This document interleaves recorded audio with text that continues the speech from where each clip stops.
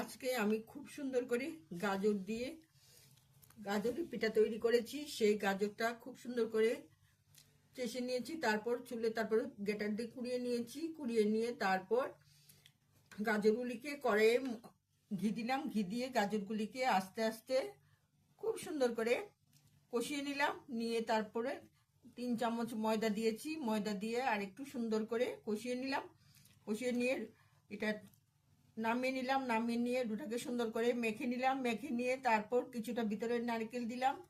নারকেল দিয়ে এটা তৈরি করেছি। করে তারপর তেলে ভেজে নিয়েছি। তারপর কিছুটা 1 লিটারের মতো দুধ ভালো করে জাল দিয়েছি, ক্যারামেল করে নিয়েছি আগে। তারপর দুধটাকে সুন্দর করে ঢেলে দিয়েছি যাতে কালারটা খুব সুন্দর আসে আর গাজরের পিঠাটা খুবই সুন্দর লাগে। তার জন্য গাজরের পিঠাটা আমি তৈরি করলাম। এখন দেখুন বন্ধুরা, গাজরের পিঠাটা কত সুন্দরভাবে তৈরি হয়েছে।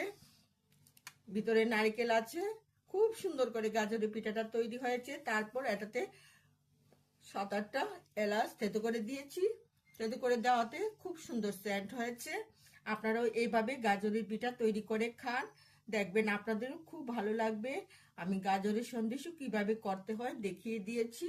এখন আমি গাজরের পিঠাগুলো কিভাবে করলাম এটাও দেখালাম। এই বলে বন্ধুদের বলছি, আমার এই ভিডিওটাকে যদি আপনাদের পছন্দ হয় তবে লাইক, শেয়ার এবং কমেন্ট এবং সাবস্ক্রাইব করতে ভুলবেন না।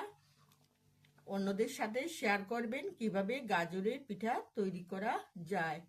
এই বলে আমি বন্ধুদের কাছ থেকে বিদায় নিচ্ছি। টাটা।